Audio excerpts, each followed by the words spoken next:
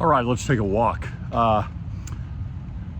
First of all, make sure that you go to CwicMedia.com and that you sign up for the free newsletter Cwic Week. I write an article there every week, and everything about Cwic Media is there on that newsletter each week. So go take care of that.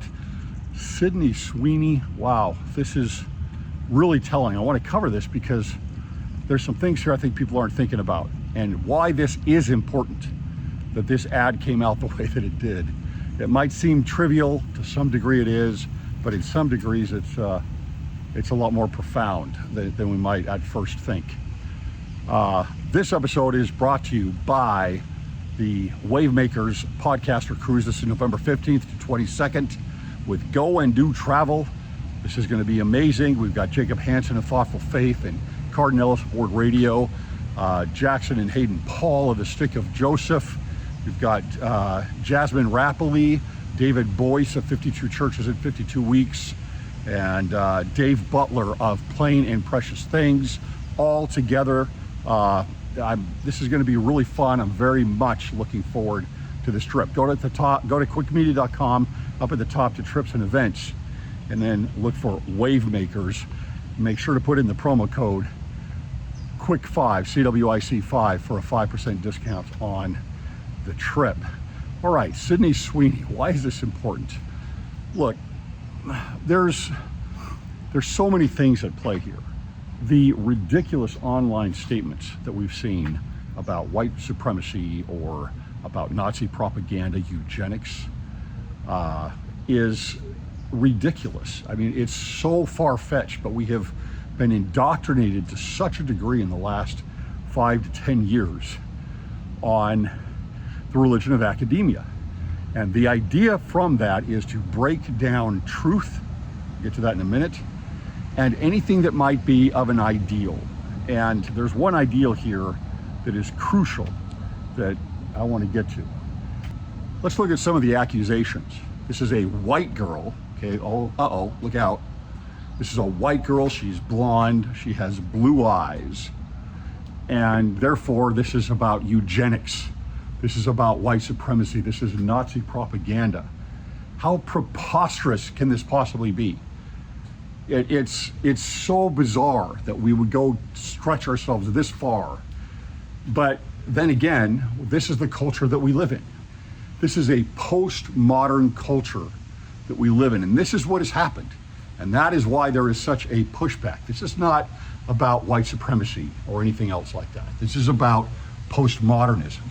This is about the shift in our culture toward the philosophy of postmodernism, a very big part of the religion of academia. And one of the accusations that's important to see here is the accusation of skinny, right? What does that have to do with race? What does that have to do with eugenics, right? This is part of the breakdown of what I would say is, number one, beauty, right? We've done this, and I'm going to get in trouble for this. I know I'm going to get in trouble for this, but the celebration of obese individuals in advertising, especially with something like fashion or even workout clothes, right? Gym clothes, is concerning. It's ridiculous. But why do we have that? Why is that going on? What does that mean to have inclusion of others that may not look ideal?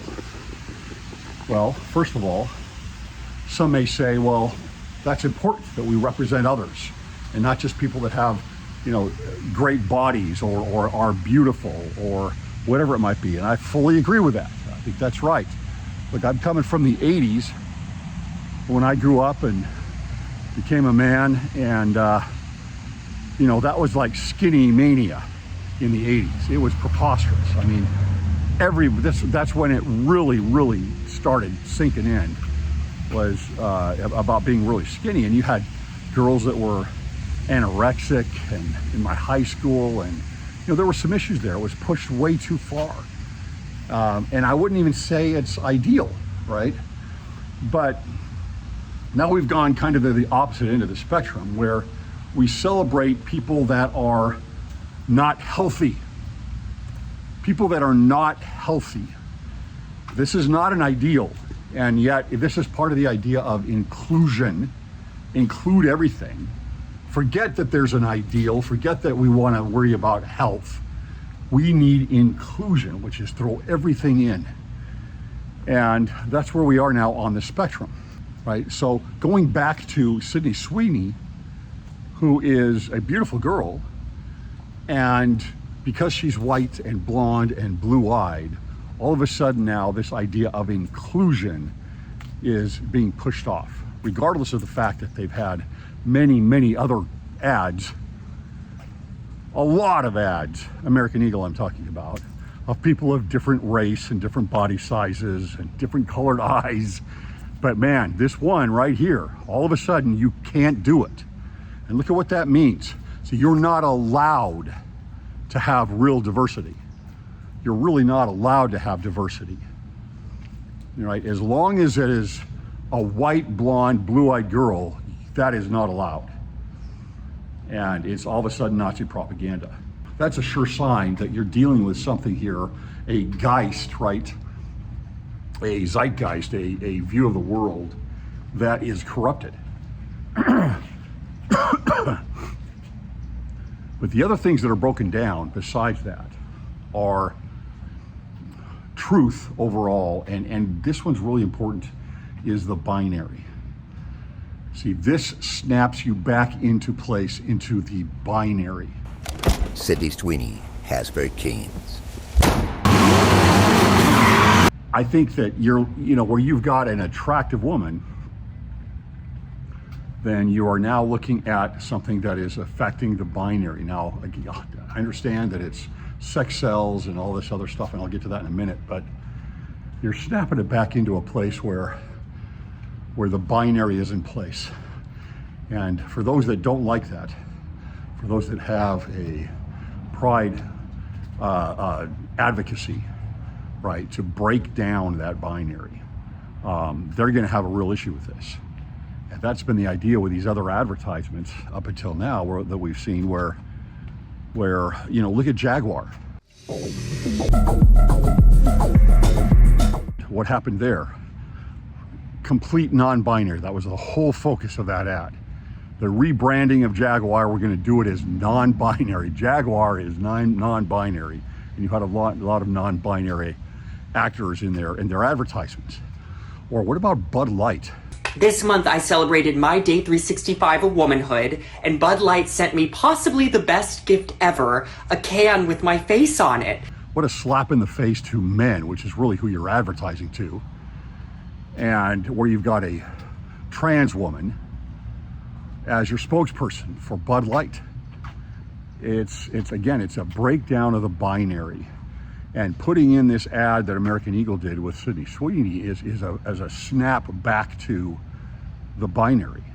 Postmodernism wants to say there is no real truth, right? And that goes right along with the idea whenever you hear about inclusivity, there's no standard and there is no ideal and there's no truth.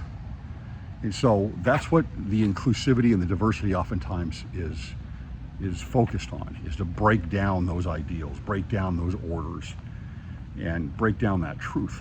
A good example of that is going back to the binary again, when you had Brooke Shields back in the 80s, the famous or infamous, depending on how you look at it, ad with Calvin Klein jeans, where she said, "Nothing comes between me and my jeans," right?